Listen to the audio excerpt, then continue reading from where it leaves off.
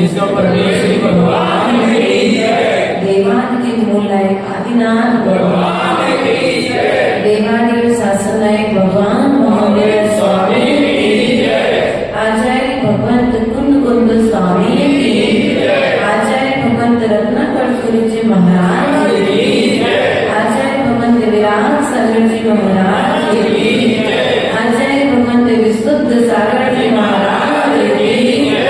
मौन दीक्षा शिक्षा दाता संयम प्राण प्रदाता आचार्य गुरुवरेश्वर विभव सागर जी महाराज की जय। द्वार सांगो चिरवाणी माता की परम पूज्य काशी सिद्ध श्री महाराज की जय।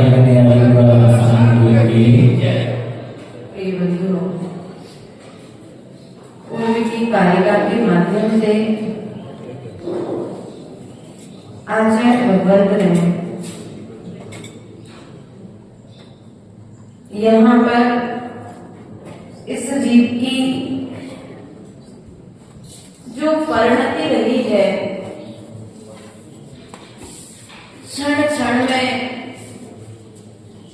परिणामों में जो परिवर्तन हो रहा है और परिवर्तन भी ऐसा हो रहा है जो कर्म से बांध रहा है।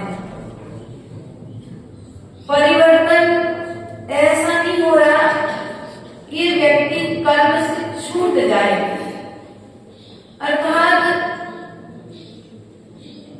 जब एक महाव्रती के परिणामों में परिवर्तन होता है तो वह कर्मों से छूटता है, और एक संसारी जीव के परिणामों में परिवर्तन तो हो रहा, लेकिन वह परिवर्तन या तो राग को लेकर के हो रहा है या फिर द्वेष को लेकर। और वैरागी के मन में जो परिवर्तन हो रहा है, जो विचारों में परिवर्तन हो रहा है, वह परिवर्तन ना तो राग को लिए हुए है ना द्वेष को लिए हुए है, वह परिवर्तन वैराग्य के साथ हो रहा है। इसलिए वह परिवर्तन उसे कर्म निर्जरा का साधन है, और हमारे परिणामों का परिवर्तन हमें कर्म बंध का कारण है। इसलिए प्रिय बंधुओं, आचार्य भगवंत ने कहा है कि आज तक इस जीव ने जहां जहां पर भी दृष्टि को डाला है, उस वस्तु को राग भाव के साथ निहारा। चांदी के बर्तन हमारे हैं क्या? चांदी के बर्तन हमारे हैं। ये जो भगवान बैठे ना, ये हमारे परिवार में रखे थे। ये जो चिनवाड़ी है ना, हमने भेंट करी थी। ये जो पलाश का डला ना देव पर, वो हमने बनाया था। क्या हुआ? बोलो तो दान दिया, कर्म अच्छा किया, लेकिन भीतर की लड़ाहट, राग भाव, जो राग की लगार थी, लगार लगार जैसे यदि एक गंजी में दही रख दिया जाए और शाम तक वो दही खत्म हो जाए और उस बर्तन को मांजा ना जाए, और उसी बर्तन में यदि दूध ले लिया जाए तो निर्णय करने में समय नहीं लगा। सब निर्णय बहुत जल्दी करते हैं। उस गंजी के दूध की हालत क्या होगी? तुरंत कुछ समय पश्चात वह अपनी पर्याय को परिवर्तित। हमारी भी यही स्थिति है। हमने अपने बर्तन को साफ नहीं किया और हम अमृत तुल्य जिनवाणी को अपने भीतर में विराजमान करना चाहिए। और जब तक बर्तन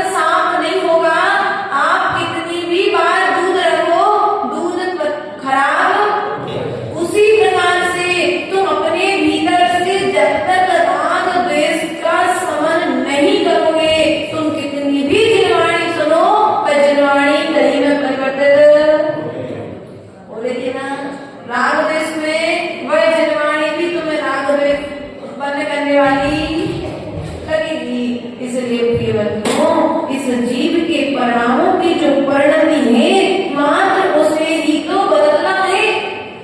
आप अपने घर में जाना और घर में जाकर के आज हेमंत भैया देखना कि आपके घर में ऐसी कितनी वस्तुएं हैं जो आपके वैराग्य को बढ़ा सकती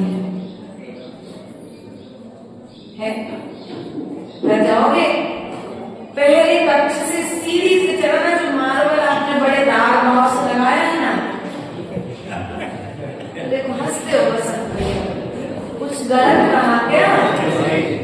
आपने जो मार्बल जीना बनाने के लिए लगाया है, जो रेलिंग लगाई है, उस पर जो पर्दे लगवाए हैं, टीवी लगाई है, जो फ्लावर पॉट रखा है, आदि आदि सामग्रियां जो आपने अपने घर पर रखी है, उन सब सामग्रियों को निहारना और निहारने के बाद निर्णय करना क्या ये वैराग्य को देने वाली है कि राग की पुष्टि करने वाली है। अर्थात आज हमारे पास में यदि 1000 प्रकार की वस्तुएं हैं तो 1000 प्रकार की वस्तुएं हमारे राग को बढ़ा रही हैं। और यदि 1000 वस्तुओं के ऊपर मात्र यदि तुम्हारे घर में एक चीज है, वह कौन? यदि 999 वस्तुएं तुम्हारे पास राग की है और एक वस्तु यदि जिनवाणी है तो वह 999 वस्तुओं का राग समाप्त करने की ताकत। लेकिन जिनवाणी रखने के लिए तो घर में जगह ही नहीं बची। इतने बड़े बड़े अलमारियां बनाई, इतनी बड़े बड़े शौक के लिए वो घोड़े के चिन्ह, तो एक्टर वगैरह की फोटो नहीं लगती, लेकिन फिर भी बहुत सारी चीजें लाफे मुद्दा रख के पैसा बढ़ेगा, है ना? आजकल मिथ्या में ऐसे तो प्रवेश कर रहा है हमारे घरों में, घरों के साथ साथ हमारे मस्तिष्क में और हमारे जीवन में ये मिथ्या तो ऐसे ही तो हमें संसार में भटकाए हुए हैं। इसलिए प्रिय बंधुओं, निर्णय करो कि मैंने संसार में आज तक राग को बढ़ाने वाली वस्तुओं का संग्रह किया है, मैंने आज तक संसार में रह करके वैराग्य को बढ़ाने वाली वस्तुओं का संग्रह कितना किया? आपके पास में मतलब वस्त्र होंगे, लेकिन शादी पार्टी में जाने वाले वस्त्र कितनी जोड़ी है? 100 जोड़ी। और आहार दान देने के लिए पर्याप्त है 1 जोड़ी। ध्यान रखना, तुम्हारे पास शुद्ध वस्त्र कितने हैं? इसलिए प्रिय बंधुओं, अपने परिणामों में परिवर्तन आएगा। जैसे जैसे तुम्हारे पास सामग्री रहेगी वैसे वैसे परिणाम तुम्हारे बनेंगे। इसलिए सामग्री एकत्रित करने के पहले जब बाजार में जाओ तो यह विचार करो कि मैं ये जो सामग्री लेकर के जा रहा हूँ, ये सामग्री मेरे राग को बढ़ाएगी कि मेरे वैराग्य को बढ़ाएगी। यदि राग को बढ़ाने वाली है, जितनी सामग्रियां हैं चक्षु इंद्री के लिए संतोष देने के लिए, आंखों से देखने का है, कानों से सुनना ही तो है। इसलिए प्रिय बंधुओं, आज तक हमने राग बढ़ाने वाली सामग्रियों का संग्रह किया है। इसलिए जी आज तक घर में संसार में भटकता रहा है और घर में रहकर के दुख को उठाता रहा है। पूर्व के जो महापुरुष हुए, जो तुम्हारे पास घर है, उनके पास महल था, लेकिन वे महलों में रहकर के भी खुश थे। महलों में रहकर के भी वे खुश थे, वे दुख नहीं थे, वे भोजन करते हुए भी कर्म की निर्जरा कर लेते थे। और तुम लोग क्या करते हो? भरत चक्रवर्ती का ऐसा उदाहरण आता है आदि पुराण में, जब भरत चक्रवर्ती भोजन करता था और यदि गर्म भोजन आता था ना तो मोबाइल चलाने नहीं बैठता था। क्या रोटी बनने में टाइम है तो क्या करोगे आप लोग? इतनी देर मोबाइल चला लोगे, थोड़ी सी किसी की चैटिंग देख लोगे, कोई क्या बोलते हैं रील्स चल रही बहुत ज्यादा, रील्स देख लोगे। लेकिन भरत चक्रवर्ती तो ऐसा विचार करता था जितनी देर में खीर ठंडी होती है उतनी देर बैठ करके वह एक कायसर क्या करता था उसने सूक्ष्म समय में भी वह समय कर लेता था, उतने सूक्ष्म समय में भी वह मेरी भावना का पाठ कर लेता था, उतने सूक्ष्म समय में भी वह भेद विज्ञान का आचरण। लेकिन हमारे पास में समय किसी के पास नहीं होता है, वही समय तुम्हारे पास में है और वही समय हमारे पास में है। लेकिन हमारे पास में यदि सूक्ष्म से भी सूक्ष्म समय कहीं भी कथाओं में जाता है तो उस भी कथाओं में जाते हुए समय को हम सुख कथाओं में लगा देते हैं और तुम लोग उस भी कथाओं के द्वार में प्रवेश करके आनंद मनाने लग जाते हो। इसलिए उस समय अशुभ कर्म का बंध। इसलिए प्रिय बंधुओं, हमें अशुभ कर्म के बंध से बचना है। तो आचार्य ऊपर कहते हैं हमारे इस अशुभ कर्म के बंध का मूल कारण क्या है,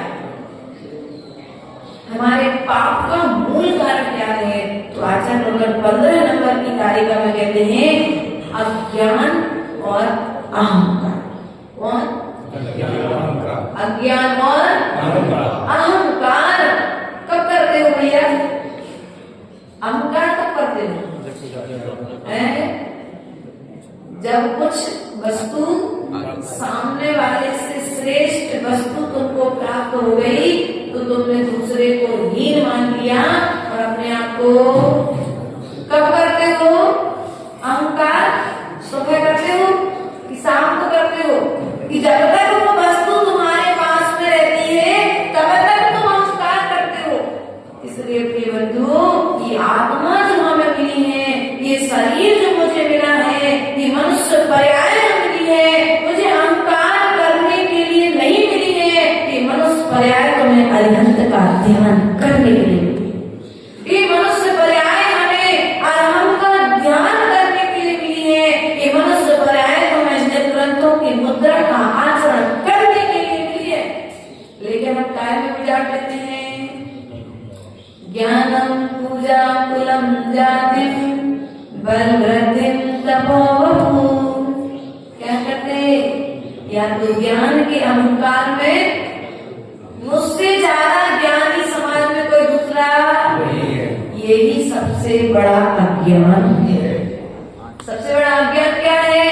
मुझसे ज्यादा किताबों का ज्ञान किसी को, बल्कि ज्ञान का फल था विनय, ज्ञान का फल था चारित्र। लेकिन ज्ञान के फल तुमने क्या प्राप्त किया? अहंकार, स्वभाव की यात्रा करने के लिए तुम्हें गुरु ने ज्ञान दिया था, लेकिन तुमने उस ज्ञान से क्या किया? अहंकार किया, पाप कर्म का।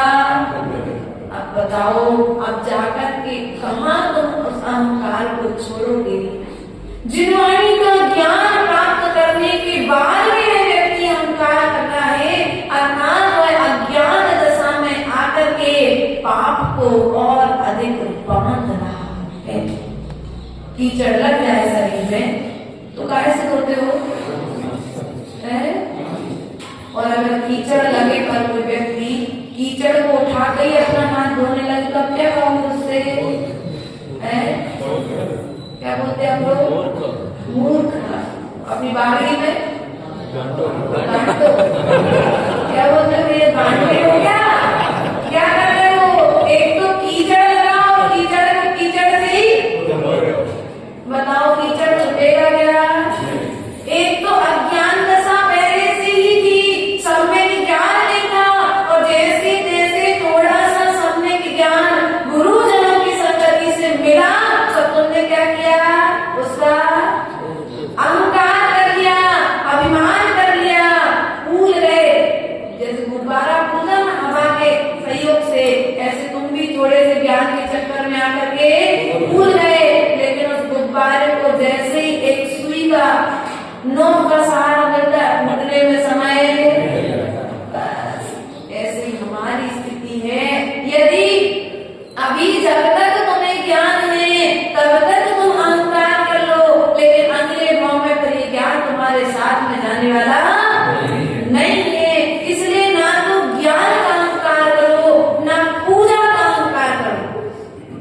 मेरी सबसे ज्यादा पूजा है गांव में, सबसे ज्यादा मुझे लोग मानते हैं, गांव में मेरी चलती है। भैया इस बात का अहंकार मत करो, क्योंकि राजा को रंग और रंग को राजा बनने में समय। किस चीज का अहंकार करके तुम फूल करके बैठे हो? एक को हीन दृष्टि से देख रहे हो, एक को व्यवस्थित ऊंची दृष्टि से देख रहे हो। ये दृष्टि भी कहीं ना कहीं तुम्हें कर्म बंध का कारण कराने वाली है। अब महाराज आपके सामने कोई पैसा वाला आता है तो पैसे वालों को महाराज लोग ज्यादा महत्व देते हैं। ऐसी अज्ञानियों की मान्यता है। किसकी मान्यता है? ऐसा कौन सोचता है? जो अज्ञानी है, जिसके पास में अभी बुद्धि की कमी है, जिसके पास में विशुद्धि की कमी है, जिसके पास में सम्यक दर्शन रूपी रत्न अभी नहीं है, वो यह कहेगा बात भैया महाराज तो पैसा वालों को स्थान देते हैं, गरीबों से बाद भी ध्यान रखना, बिल्कुल भूल में मत रहना। कोई भी साधक हो, चाहे साधु हो चाहे साध्वी हो, वे कभी पैसे वालों को स्थान नहीं देते, वे पुण्य वालों को स्थान देते। किसको स्थान देते हैं? पूर्व जन्म में उस वह जीव पुण्य करके आया है, इसीलिए तो वह पैसे के बल पर गुरु के चरणों तक पहुंच पाया है। पैसा तो मात्र उस पुण्य का सेवक बना हुआ है, पुण्य आत्मा जीव का। इसलिए ध्यान रखना, रावण के पास में सोने की लंका थी, लेकिन अहंकार किया तो सोने की लंका को भी खाक होने में समय। ऐसे यदि तुम लोग भी धन का अहंकार करते हो, बल का अहंकार करते हो, अपने रूप का अहंकार करते हो, मुझसे ज्यादा सुंदर कोई नगर में, आप क्या करते हो? किसके लिए करते हो? अपने साधन की कोई तो हीन देख रहे हो? किसको देख रहे?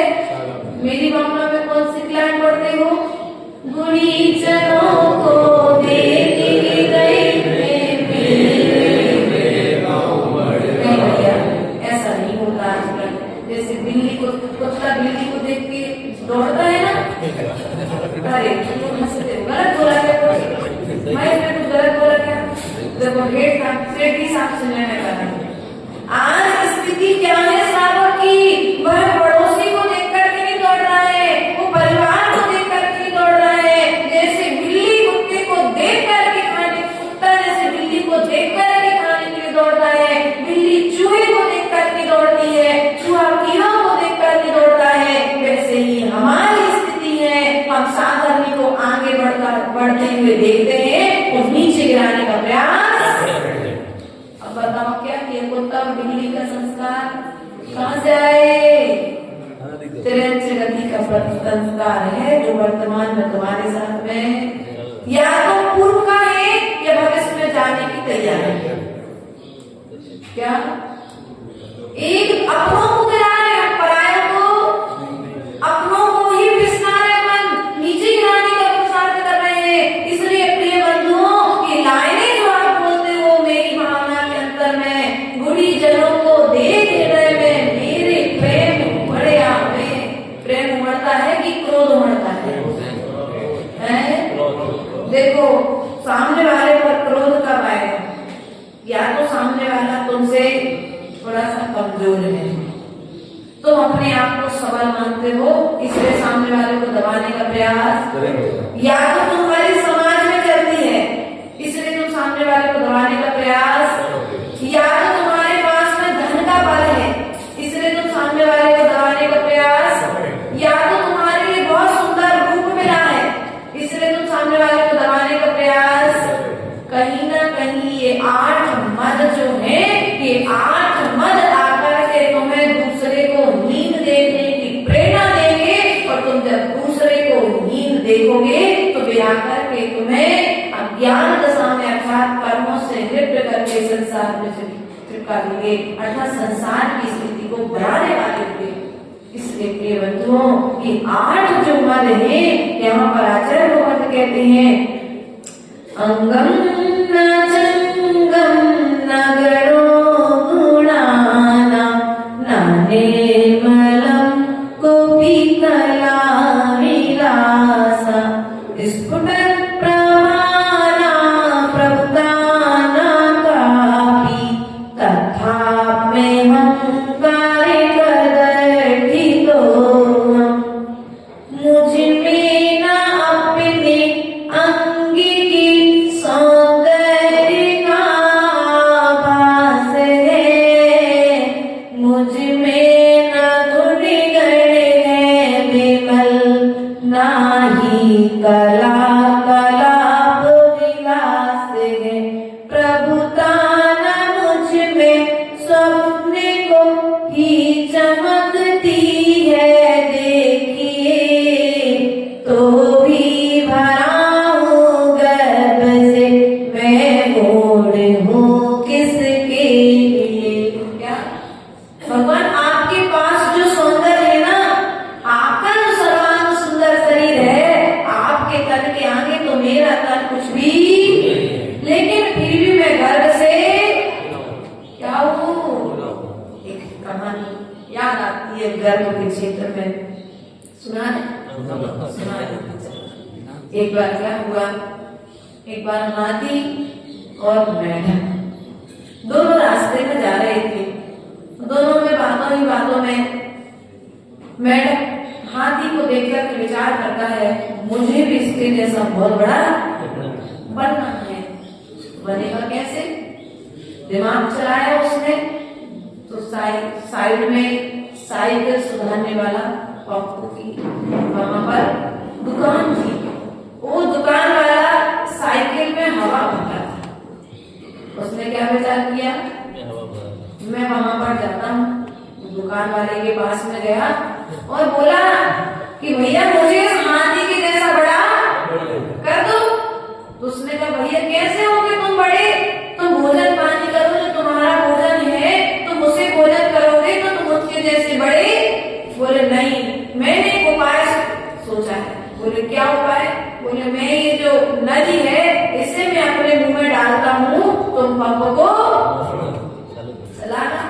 उसने वैसे किया, क्या करे, बहुत समझाया लेकिन बात समझ में नहीं आई।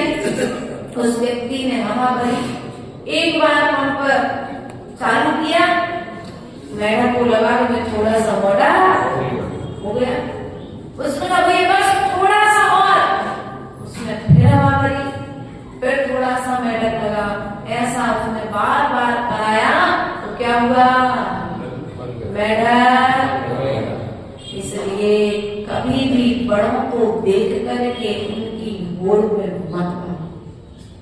क्या धन वालों को देख करके धन के पीछे उनकी बराबरी मत करो, क्योंकि उनका पूर्व जन्म का पुण्य है, इसलिए उन्हें धन मिला है। और हम यदि वर्तमान में पुण्य करेंगे तो हमें भी वर्तमान में भी धन मिल सकता है और भविष्य में भी धन, लेकिन हम धन के लिए धर्म नहीं करेंगे।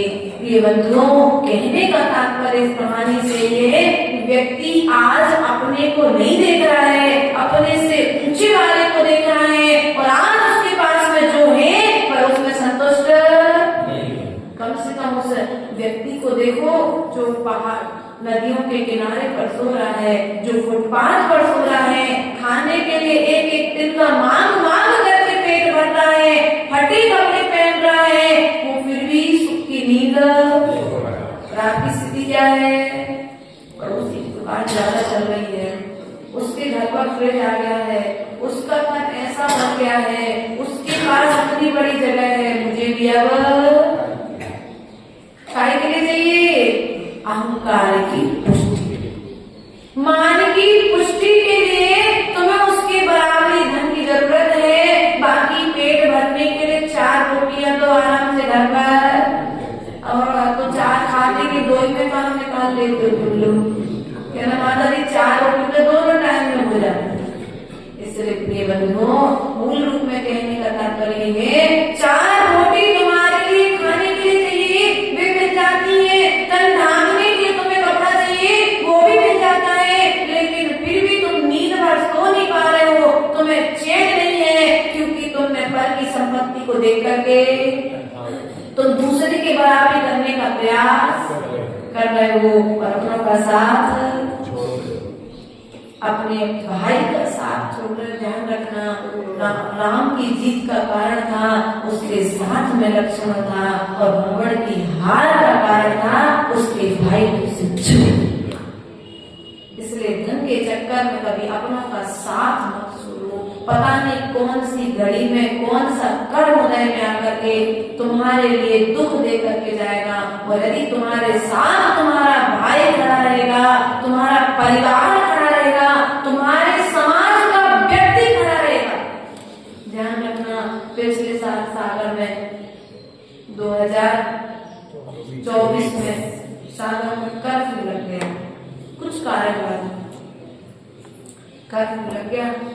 समाज संगठित थी, सो कर्फ्यू की विपदा भी टल गई। और यदि समाज संगठित नहीं होती तो कहते थे भैया जो महाराज को लाए जाने में।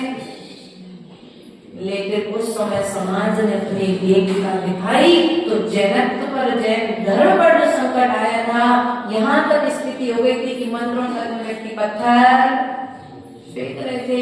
जैनों को बाहर निकलने तक नहीं मिल रहा था। लेकिन फिर भी जब जैनों ने अपना संगठन दिखाया, उस परिवार में एक परिवार की तरह एकत्रित होकर के अपना जब संगठन दिखाया, तो सामने वाली शक्ति को भी जैनों के सामने झुकना, बस सब कुछ हो जाए, लेकिन अपने भीतर का प्रेम कम नहीं करना चाहिए। आज स्थिति क्या है मैं इसलिए पता है, हम मंदिर में आकर के तो लड़ते हैं, पूजन पाठ अभिषेक करते हैं तो लड़ते हैं, लेकिन शादी पार्टी में सब एक साथ बैठ करके गलत कह दिया क्या? शादियों में बेटी की शादी उसी के घर करेंगे जिसकी मंदिर के कारण लड़ाई हुई थी। वो लड़ेगी कहाँ पर? तो भैया मंदिर कोई रणभूमि है क्या? युद्ध का स्थल है क्या? भैया रणभूमि नहीं है, ये तो प्रेम का स्थान है, ये पवित्र स्थान है। यहाँ पर आकर के परस्पर में एक दूसरे को देख करके प्रेम बढ़ना चाहिए, ना कि द्वेष बढ़ना चाहिए। बल्कि हमने किया क्या है, जहाँ पर शादियां होती हैं, पार्टियां होती हैं, घर के संबंध होते हैं, उनसे हमने बाकी सब चीजों में तो एक साथ बैठ करके भोजन करते हैं, एक साथ बढ़िया जाएंगे। सुबह मंदिर में लड़ाई हुई, शाम को शादी के फंक्शन में मिले, सो गले मिल लिए, व्यापार में व्यवस्थित एक साथ रहेंगे, लेकिन मंदिर के काम में ये गलत बात है। कहाँ पर आकर के हमें मैत्री भाव रखना है, कहाँ पर आकर के हमें देश रखना है। आचार्य भगवान ने कहा सर्वत्र जीवों के प्रति तुम मैत्री भाव रखो, देश का भाव तो स्वप्न में भी एक इंद्रिय जीव के प्रति भी नहीं आना चाहिए। फिर तो तुम अपने साधन के प्रति कहते हो। अर्थात यहाँ पर अहंकार की बात चल रही है। जिस देह के निमित्त से, जिस धन के निमित्त से, जिस रूप के निमित्त से, जिस बल के निमित्त से तुम अहंकार कर रहे हो, वो अहंकार वह देह तुम्हारे साथ में जाने वाली है क्या? जब वो देह तुम्हारे साथ में जाने वाली नहीं है तो फिर अहंकार क्यों करते हो? भैया 100 वक्त की आयु मिली है, प्रेम पूर्वक जी लो। सबके जीवन में सुख के दिन भी आते हैं और दुख के दिन भी आते हैं, लेकिन जब दुख के दिन आए तो एक दूसरे से पूछ लो भैया ठीक हो? इतना नहीं तो पूछना है तुम्हें, लेकिन करते क्या हो है? अब तुम लोग क्या करते हो वो तुम लोग स्वयं जानो। लेकिन प्रिय बंधुओं, हमें विचार करना चाहिए साधर्मी के प्रति प्रेम भाव, साधर्मी के प्रति प्रेम भाव बोलो तो भाई हमारा तो है प्रेम भाव।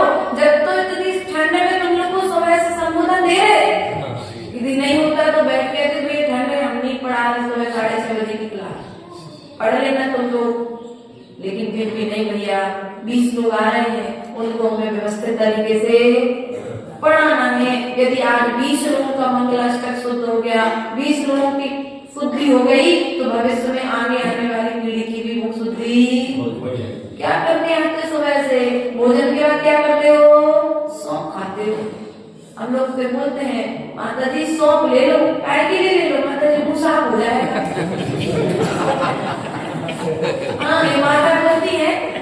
कई बार माता जी सौंफ ले लो, अब सारा कि बोले माता जी को साफ हो जाएगा। हमने कहा तुम मुंह साफ सौंफ से कराकर मनोकार मंत्र से रोज मुंह साफ करते हैं, तो सौंफ से अपने मुख शुद्धि मानते हो, मुखबास आदि को बना देते अभी ठंडे के दिनों में। कहते माता जी इसलिए करती जिससे मुंह साफ हो जाएगा, जिस कड़वा हो रहा है। तो आचार्य मुकन कहते हैं तुम्हारी मुख शुद्धि तुम सौंफ से मानते हो, सौंफ से मुख शुद्धि नहीं होती है। प्रातःकालीन वेला में तुमने नमोकार मंत्र का पाठ कर लिया, तुम्हारी मुख शुद्धि हो गई। तुमने मंगलाष्टक पढ़ लिया ना हेमंत, तो तुम्हारी मुख शुद्धि हो गई। लेकिन हम क्या करते हैं, अपने मुख को अशुद्ध कैसे किया हमने, साधर्मी को अपशब्द बोल करके।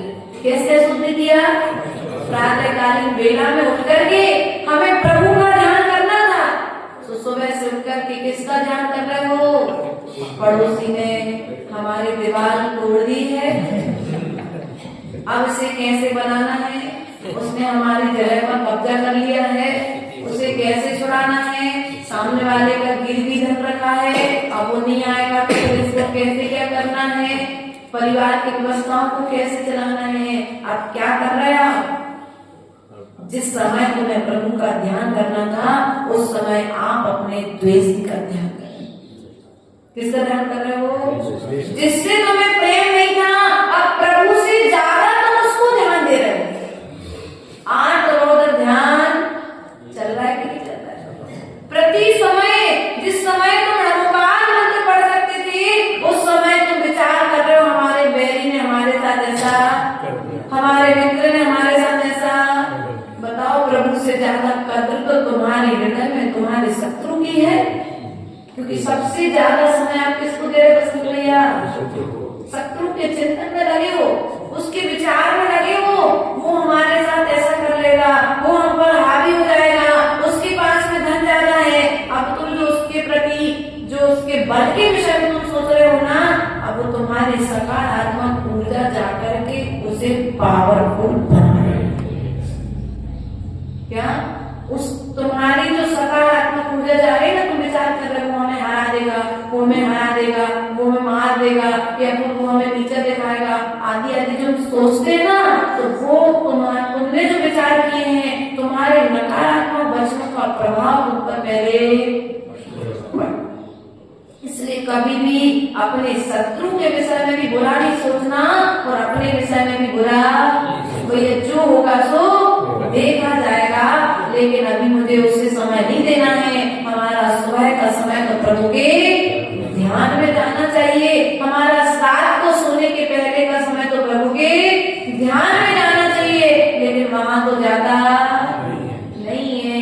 गुणी जनों को देख रहे थे मेरे प्रेम बड़े आवे,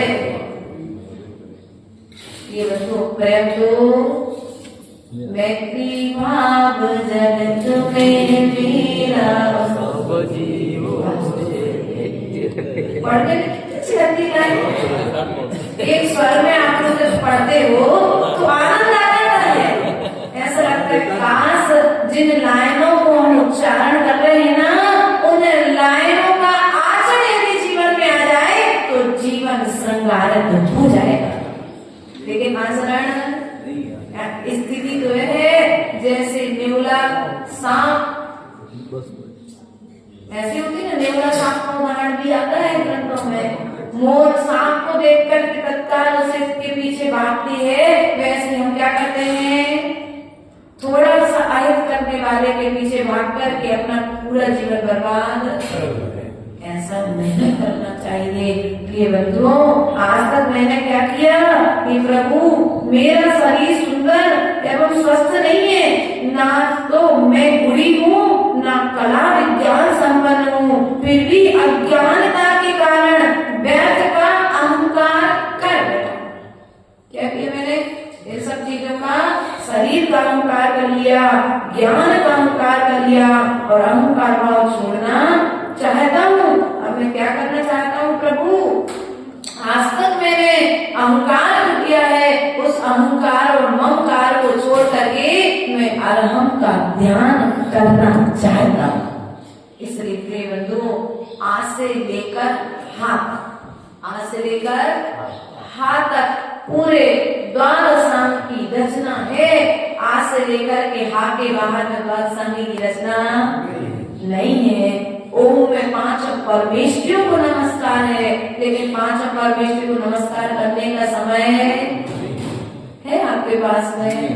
शत्रु को ध्यान करने का समय है, वो तो फुल समय है, लेकिन अपने मित्र का ध्यान, किसी के विषय में यदि तुम्हें शत्रुता घटानी है तो आचार्य गुरुदेव एक सूत्र देते थे, उस व्यक्ति के विषय में आप अच्छा विचार करना प्रारंभ कर दो। क्या करना है? उस जैसे 2 भाइयों के बीच में उदाहरण से समझना, झगड़ा हो गया, बचपन से लेकर के युवा अवस्था तक दोनों भाइयों का जीवन कैसे बीता। एक भाई दूसरे भाई के विषय में अच्छा सोचे और दूसरा भाई अपने पहले भाई के विषय में अच्छा सोचे, तो दोनों के बीच का द्वेष खत्म। कृतज्ञता, जब उपकार याद करेगा तो कृतज्ञता आएगी, और उपकार याद ही नहीं करेगा, कभी ना कभी तो स्वप्न में उसने तुम्हारी कहीं ना कहीं तो रक्षा की होगी, कहीं खेल में, कहीं खाने में, कहीं ना कहीं तो तुम्हारा भला सोचा होगा, भला किया होगा। लेकिन होता क्या है, आज भाई के बराबर शत्रु, धर्मात्मा के बराबर शत्रु। भैया हेमंत भैया किसी को मंदिर लेकर के आए कि मोहित को मंदिर से जोड़ दिया, अब कारणवश मंदिर में दोनों की लड़ाई हो गई। अब मोहित का कर्तव्य क्या बनता था, कोई बात नहीं, कम से कम उस व्यक्ति ने मुझे मंदिर से तो जोड़ा है। आज भले ही मेरे कर्म को उदय आया है, शुभ मेरे विपरीत चल रहा है, लेकिन मेरे हमारे लिए पुण्य से जोड़ने वाला कौन है? मेरा भाई है। ऐसा यदि विचार करोगे तो कर्म की निद्रा होगी, और तुम विचार करो उसने मुझे मंदिर में ऐसा मेरे साथ किया है, अब ईंट का जवाब में पत्थर से, तुमने ईंट में की थी ना, अब मौका मिलने तो मैं भी।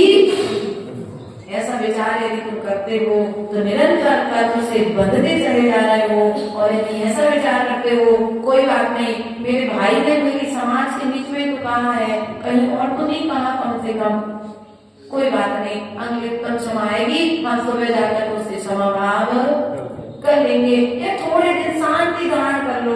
तत्काल में तुम्हारा यदि नहीं बन रहा है तो धैर्य धारण कर लो। लेकिन हम करते क्या है, तत्काल उतावले मन में बनी बात भी, और तो और समाज में बहुत अच्छे मित्र भी मिल जाते हैं, कुछ बनाने वाले होते हैं, कुछ मिटाने वाले होते हैं। यदि मान के चलो महेश और आशीष की लड़ाई हो गई तो आग में घी डालने वाले भी, अरे भैया अरे वो बढ़वा दिया कि नहीं, नहीं, यहाँ की नहीं कहते भैया, मुझे 14 तारीख तक रुकना है ना, ध्यान रखना। ये यहाँ की स्थिति नहीं है, ये सब जगह की स्थिति है, और ऐसे लोग हर जगह पर पाए जाते हैं। लेकिन हमें क्या करना है, ऐसे लोगों से बोलो तो, आज जो तुम 2 के बीच में घी डालना है, कल वह तीसरे के बीच में भी, इसलिए उससे क्या हो जाओ भैया, उससे कह दो कि हमें तुम्हारी सलाह की जरूरत क्या है। ऐसे लोगों की सलाह भी नहीं लोगे तब कहीं जाकर के समाज चलेगी, वरना रोज रोज छोटे छोटे बम फोड़ देना तुम लोग, फटाके ऐसे फटाके समाज में, और फटाके एक दिन बम का रूप लेकर के बड़े रूप में विवाद, और बड़े रूप में विवाद हो। अरे आशीष भैया माइक लगवा दूं क्या? आशीष भैया यदि फटाके रूप में आवाज आए ना तो तत्काल उस फटाके को हटा दो एक बार में, यदि मौका दोगे तो बम बन कर विस्फोट। ऐसे लोगों की बात सुनना। आज देखो तुम लोग तो समाज, तो आपके बीच में समाज की बात करते हैं, श्रावक तो आकर के संघ को भी नहीं छोड़ते। फिर माता जी पास आगे कहेंगे, देखो बड़ी माता जी प्रवचन करती हैं, तुमको तो प्रवचन ही नहीं देती है, बल्कि उनको पता है कि रोज पूछते हैं प्रवचन करने का, लेकिन फिर भी वो, लेकिन संघ को कैसे तोड़ना है, ऐसे लोग भी समाज में कहा नहीं ऐसा किसी ने, तो तुम लोग कहो किसी ने कह दिया। यहाँ बड़ौदिया वाले नहीं कहते, लेकिन अन्य अन्य संघों में ऐसी व्यवस्थाएं देखने में आ जाती हैं। देखो बड़ी माता जी क्लास लेती हैं, बड़ी माता जी तुम्हारे तो पूछती नहीं है, देखो तुम्हारी कितनी तबीयत खराब हो गई, बड़ी माता जी तो तुम्हें देखने के लिए नहीं आई, देखो ब्रह्मचारिणी ने तुम्हें कमंडल में पानी नहीं भर दिया, इससे अच्छा है तो माता जी का संग है। अब सामने वाले ने अपने दिल की बात नहीं बताई, अब गुरु को समय नहीं मिला शिष्य से बात पूछने का, और शिष्य के मन में वो बातें घर कर गई। अब होगा क्या, तुमने क्या किया, तुमने घी तो डाल दिया, अब कहीं ना कहीं चिंगारी रूप में परिवर्तित होकर के आग में परिवर्तित होगा, और तुम तो अपने घर चले गए, लेकिन सामने वाले के लिए गुरु छोड़कर के तब लिहाज।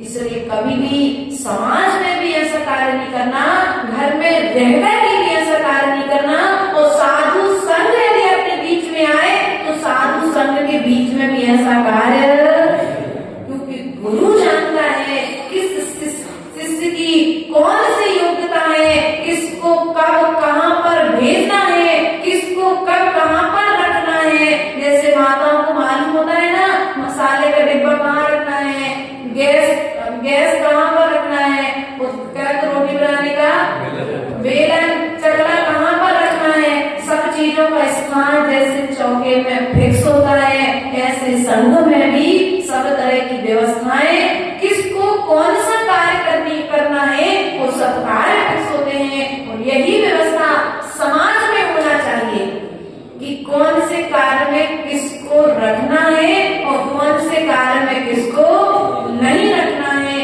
यदि इस युक्ति से कार्य करोगे तो कार्य करने में सफल होगे, और फिर बाकी सबकी सलाह लोगे तो फिर कभी कार्य। राजा का कार्य होता है छत्र चूड़ामणि ग्रंथ से बताते हैं तो भैया जीवन भर कुमार का प्रमाण है।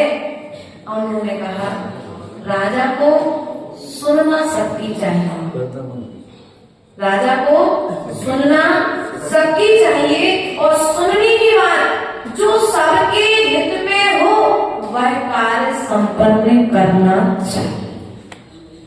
आप लोग परिवार में ये करते हैं, हेमंत दो बच्चे हैं ना तुम्हारे, बच्चे नाना तरह की वस्तु मांगते होंगे, बहुत सारी चीजें आपसे कहते होंगे, लेकिन आप वही काम करते ना जो उनके हित में होता है, जो आहित में होता वो कार्य। तो जब तुमने अपनी समाज का, जैसे आज हमारे पास में है दो माता जी हैं, आचार्य गुरुदेव ने सौंप दिया कि बेटा आप जाओ, 5 ब्रह्मचारिणी और 2 माता जी का आपको संचालन करना है। अब 2 माता जी के बीच में जब उन्होंने हमें सौंप दिया, और यदि इनके पास कोई शिकायत पहुंचे तो गुरुदेव पहले एक बार हमसे बेटा ये बात आई, इसका समाधान। और अपन ने क्या किया, भैया महेश किस रूप में आप ये कार्य करने जा रहे हो, पूछा तो नहीं है, लेकिन किसी ने आकर के हमारे कान में कह दिया महेश ऐसा काम कर रहा है, तो तुमने आकर के सीधा महेश को ऐसा काम। कान के कच्चे नहीं बनना यदि उन्नति प्राप्त करना है तो। क्या परिवार चलाना है तो कान की कच्ची नहीं बनना, संघ चलाना है तो कान की कच्ची नहीं बनना, और समाज में यदि सेठ तुम्हें बनाया है तो तुम भी कान के कच्चे बनकर के काम नहीं करना। बुरा लगे तो क्षमा कर देना, लेकिन ये नीतियां हमारे छत्र चूड़ामणि ग्रंथ में आई हैं, ये नीतियां हमें जीवन जीने की कला सिखाती हैं। इसलिए परिवार को यदि सुरक्षित रखना है, समाज को सुरक्षित रखना है, तो सुनना सबकी है और कार्य मन को शीघ्र क्रियान्वित, सबके हित में सबके भले में हमें कार्य हो सकता है। जब बच्चे को माँ दवाई खिलाती है ना तो बच्चा क्या कहता है, कड़वी है मुझे नहीं खानी, लेकिन माँ फिर भी उसको किसी न किसी रूप में डांट करके, मार करके, जबरदस्ती बांध करके उससे दवाई। माँ को विश्वास होता है कि जब तक बच्चा दवाई नहीं खाएगा तब तक स्वस्थ नहीं होगा, और ये दवाई 3-4 दिन खा लेगा स्वस्थ। लेकिन जिस समय माँ दवाई खिलाती है ना, उस समय बच्चे को कितना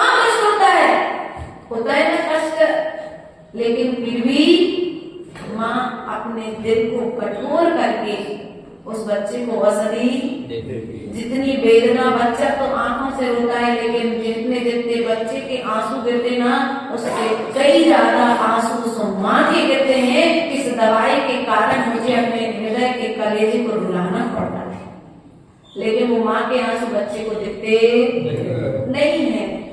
वो माँ पर क्या कहता है, फिर नरकों में जब पहुंचता है ना, तो नरकों में जाकर के कहता है वही ज्ञान के बल पर, ये वही माँ है ना जो मुझे रुलाती थी, जो मुझे मारती थी, मेरी आंखों में काजल नहीं, ये तो सूजन डालती थी। और नार की जीत जाकर के क्या करता है, उसे वहां नरकों में वेदना देता है, उसे ताड़ना देता है, उसे दुख देता है।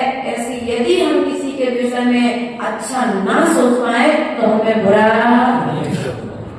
हम तो सीधा जानते हैं एक सूत्र, जहां तक हमारी चले तो ठीक, नहीं चले तो भैया आप लोग कर लो काम, हम सहयोग में बैठे।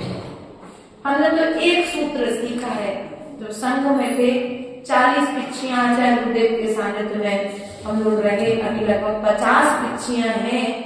तो आचार्य गुरुदेव ने कहीं कभी कोई सलाह मांगी तो अपन ने देख लिया कि हाँ बात मानी जाएगी कि नहीं मानी जाएगी, और लगा कि पलवा कहीं और जा रहा है, किसी और का वर्चस्व है, तो भैया उन्होंने जो कहा है वही कर ले आचार्य, तो सही रहेगा।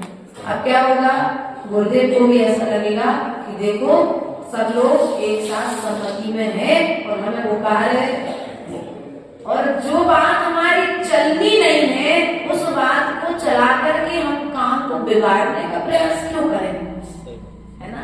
इसलिए हमें प्रयास और पुरुषार्थ करना है। अहंकार के बल पर आकर के आज तक हमने जो घात किया है परिणामों का, किसका घात किया, हमने किसी व्यक्ति का घात नहीं किया, लेकिन परिणामों का घात, और परिणामों का घात करके मैं अनंत अनंत पर्यायों के दुखों को भोगते आ रहा हूं। एक इंद्रिय में कितने दुख भोगे, 2 इंद्रिय में कितने दुख भोगे, 3 इंद्रिय में, 4 इंद्रिय में, 5 इंद्रिय में, असंख्य 5 इंद्रिय में अनंत अनंत दुख भोगने के बाद में भी आज हम पुनः दुख भोगने की तैयारी। इसलिए प्रियवंतों, ये तुम्हें जो तन मिला है ना, ये तन तुम्हें भोगने के लिए नहीं मिला है, ये तन तुम्हारे लिए योग की साधना के लिए मिला है। इसलिए आचार्य गुरुदेव ने कहा था, तू तो टंकोत की विज्ञायक है, तू तो टंकोत की विज्ञायक है, यह तो समझ नहीं पाया, पाके रहे तन, क्या खोया क्या पाया, आत्मचिंतन का ये समय आया। एक पैर निज में तुम ठहर जाओ, एक पैर निज में तुम ठहर जाओ, आखिरी पल बस यही आया, पाके रहे तन, क्या खोया क्या पाया, आत्मचिंतन का ये समय आया। प्रियवंतु, जो समय आत्मा के चिंतन में लगा सकते हैं, उस समय को भी कथाओं में यदि नहीं लगाएंगे तब ये मनुष्य पर पाना सार्थक होगा। ऐसा आचार्य भगवान का ध्येय आज हम सभी के लिए था। बोले परम पूज्य आचार्य गुरुदेव विभव सागर श्री महाराज की, पूज्य हरिकाशी सिद्ध श्री माता जी की, वंदनीय हरिका संघ की।